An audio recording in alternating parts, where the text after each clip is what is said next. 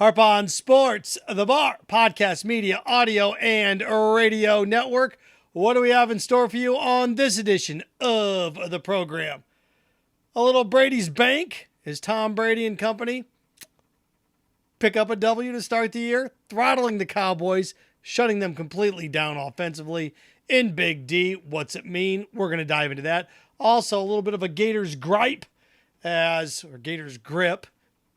Both apply as the Florida Gators lay a big egg at home to Kentucky, and target acquired. First big firing of the college football season. Nebraska's looking for a head football coach. Why, someone near and dear, two people near and dear to the Florida State-Florida rivalry should be front and center. One, more than likely, will get an interview. One won't, and that's a shame. So we're going to look at that as well. Remember, Harp on Sports, the Bar, podcast, media, audio, and radio network, at Harp on Sports Twitter, at Harp on Sports Instagram. Harp on Sports, the auditory route, the Bar, Buzzsprout, Spotify, and Apple Podcast. Harp on Sports, the Facebook page. Harp on Sports, the YouTube channel. And of course, harponsports.com. A little Gator Gripe to get this thing started. Florida Gators, look, they laid an egg at home. And, I'm close to this. I used to get worked up when people didn't have realistic expectations. Like, how can't you take a step back and have perspective? How can't you do that? I've learned, now that I'm the ripe side of 40, that the more unrealistic you are, the smarter I look. Because I am a realist right down the middle. Not too high, not too low. I'm what you call legitimate stock when it comes to my sports aptitude. Not going to get too high, not going to get too low.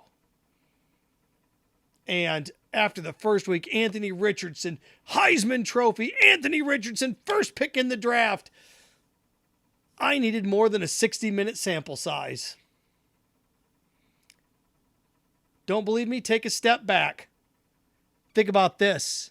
How many people thought that Notre Dame had closed the gap on elites because they led Ohio State at halftime? 1 week later, Marcus Freeman's the first coach in the history of that school to lose his first 3 games. Oh, what a difference 7 sunrises can make. In their case, sunsets. Same thing here. Anthony Richardson, we don't know what we're going to get. That's kind of the point. A guy that's starting his 3rd game ever at quarterback. You don't know what you're going to get, huh?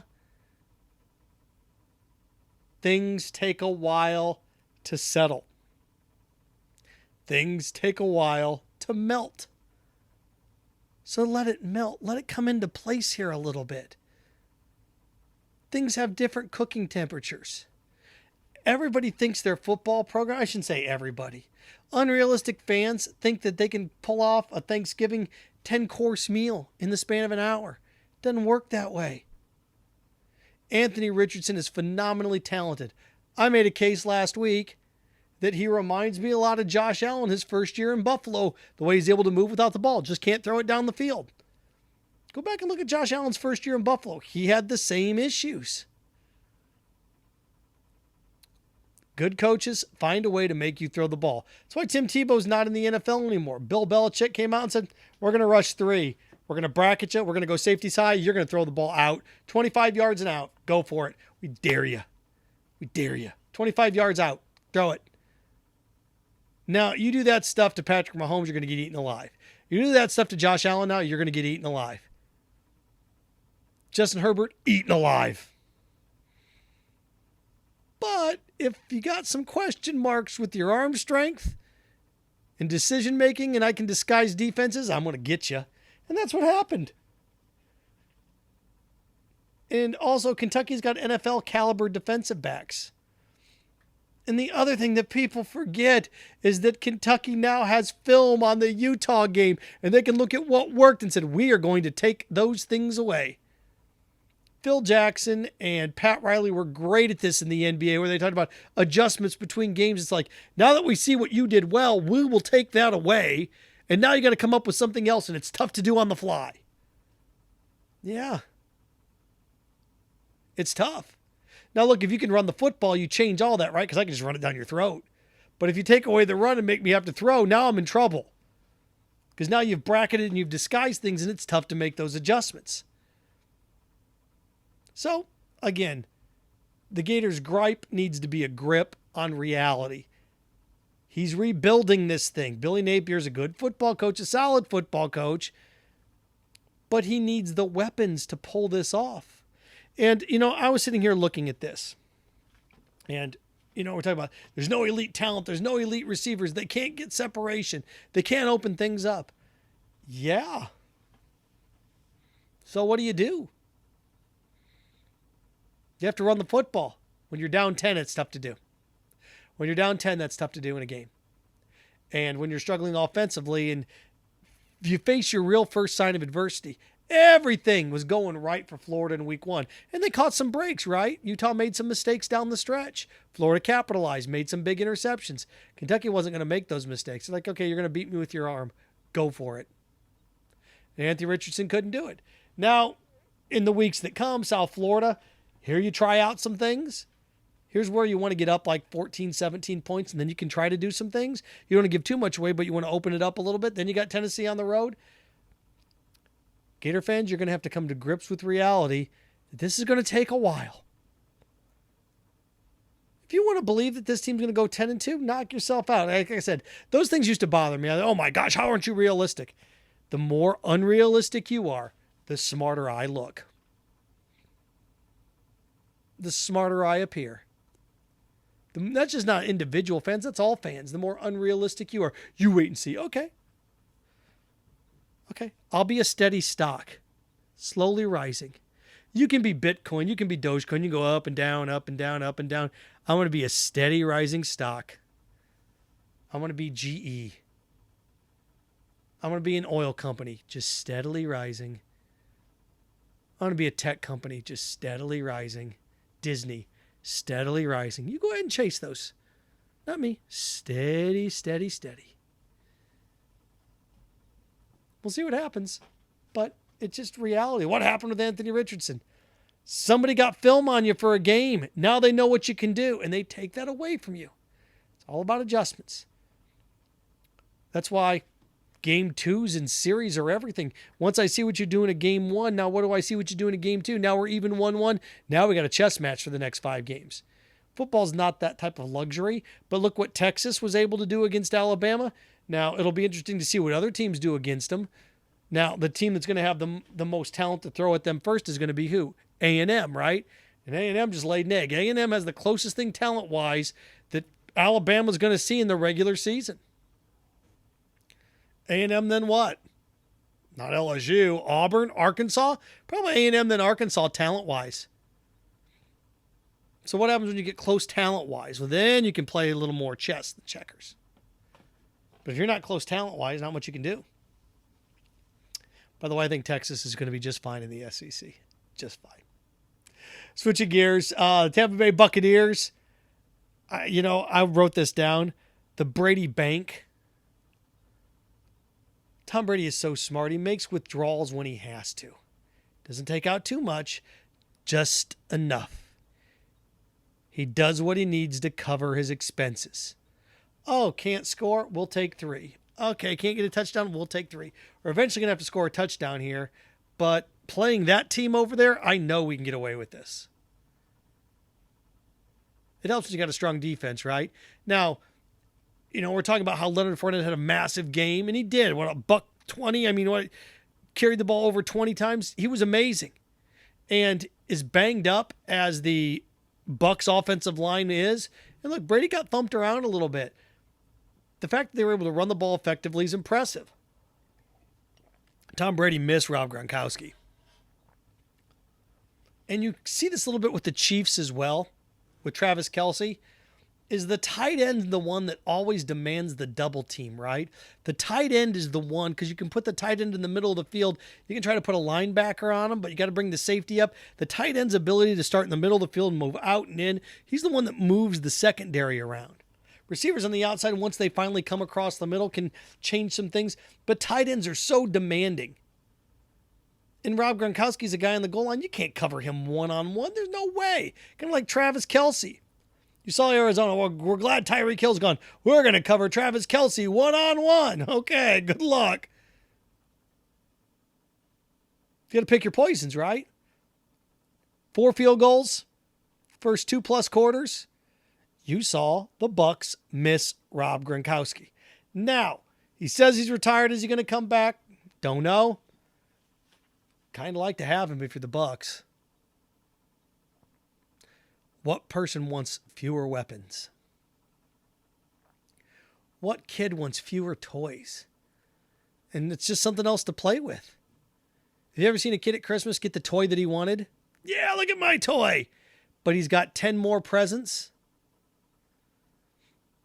I've got nieces and nephews galore.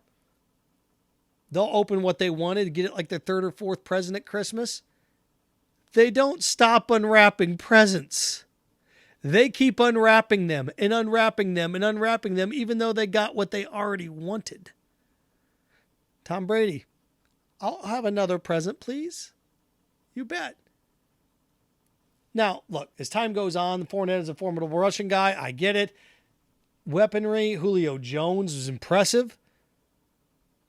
What did I write down? He had, was it 12 touches for 76 yards? Okay. Okay, now I've got something with Julio here.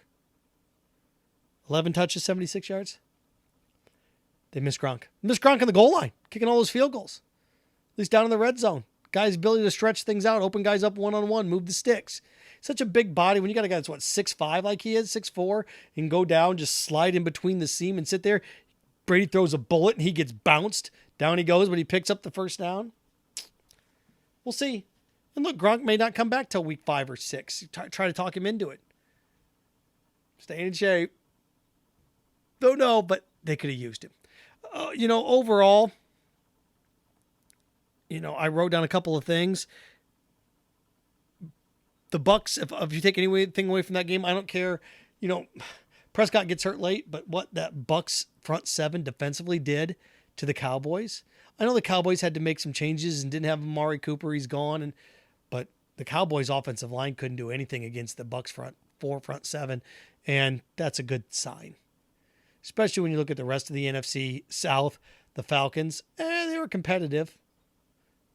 Could have won, should have won. The Saints had to make a monster comeback, and the Panthers, booty.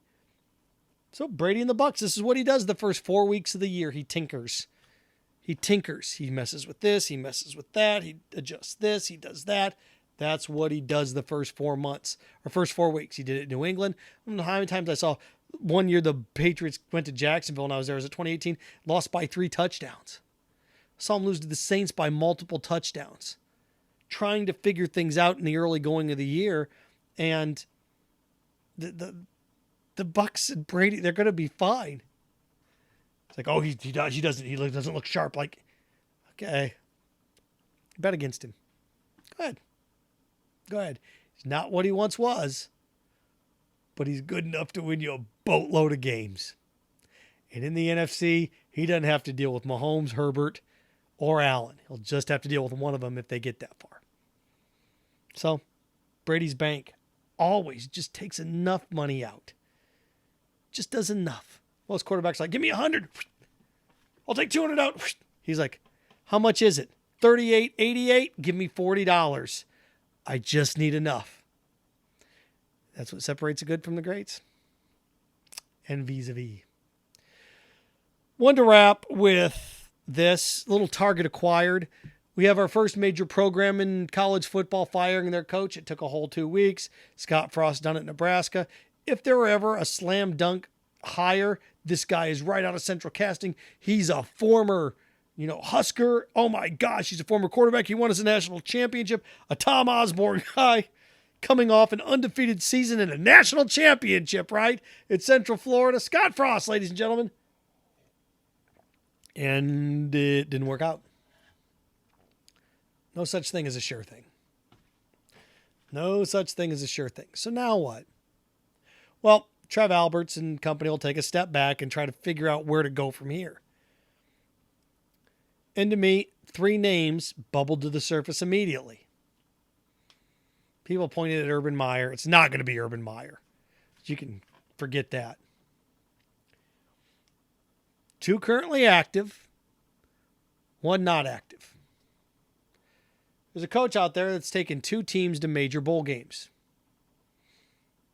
It's former Florida head football coach Dan Mullen, who went to 3 straight major bowl games. Now, did it end well for him at Florida? No, it didn't. But Dan Mullen's had success.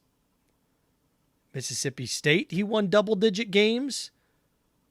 Went to the Orange Bowl. Florida, he went to 3 major bowl games in a row, right? He went to Chick-fil-A Peach, he went to the Orange, and he went to the Cotton. Now, they got drilled, but he went to 3 major bowl games in a row. So, he's the first one out there. Now, you may say, I don't know, offensive. Look, Nebraska's about as offensively stagnant as you can get. Okay, fine. That's one. The second one, which is the safe pick, he's the Nutri-Grain bar, the granola bar, the bowl of Wheaties. That's Mark Stoops. He's been at Kentucky almost a decade. He just passed Bear Bryant as the winningest football coach at Kentucky. Dude's probably going to win 10 games this year in a program that's probably second to last in its side of a division in football pedigree. The only one that's below him is Vanderbilt. Even Missouri has more football pedigree than Kentucky. So the fact that this dude could win double-digit games again at Kentucky, to me, it's impressive. Like a little Ara Parseghian Northwestern impressive. Wow, that's pretty good stuff. You win, you get there, and you get out. Lee Corso, back in the day, used to call those cemetery programs. You get in, you get out. Get in, get out. He's been there a decade. He's done a nice job building it up. But Mark Stoops has taken Kentucky as far as he's going to take them. They're going to play Georgia, and they're going to lose by 2 touchdowns. And this Kentucky team could finish 11-1 at the end of the year. But they're not getting by. They're just not beating Georgia. And, I mean, who really can? Alabama, maybe Ohio State. Not very many teams out there. Maybe Clemson. USC talent-wise, it's a handful.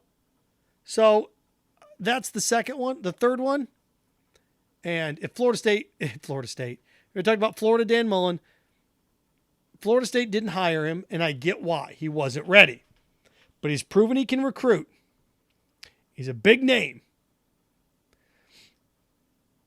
Nebraska could kick the tires on Deion Sanders. No. Why not? Bo Pelini, Mike Riley, Scott Frost. You need to do something different, gang. You need to do something different. Mark Stoops is a guy that's won at a high level. He's beaten pedigree programs at Kentucky. Dan Mullen's beaten pedigree programs at Florida. And there's other guys out there that you start looking around at like, well, I wonder if he'll come here. Nebraska's not the hook that it was. I think you could get Stoops. Every one that I gave you is a realistic hire. You're not high. Sarkisian's not leaving Texas. You're not getting any of those guys to leave. You're just not. So who else is out there that you're going to go grab?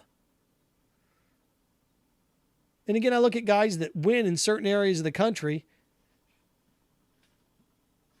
Again, the safe bet is Stoops. He's the bull of Wheaties. He's the bull of Cheerios. You want to go for it? Yeah. Deion Sanders. So those are the 3 guys. And they all make sense. Oh, you can't hire Deion. I'm going to tell you right now, somebody's going to hire him. Somebody's going to hire him away from Jack State. Somebody's going to hire him. How'd you like to be the team that doesn't? Somebody's going to look around and go, you know what? Recruiting-wise, look what he was able to do there. Imagine what he could do here with our resources. The Big Ten's got enough money. Somebody's going to hire him. Question is who? Harp on Sports, the Bar Podcast Media Audio Radio Network. Follow, share, like, subscribe at Harp on Sports Twitter, at Harp on Sports Instagram. Of course, Auditory Route, Buzzsprout, Spotify, Apple Podcast. Harp on Sports, the YouTube channel. Of course, Harp on Sports, the Facebook page. And harponsports.com.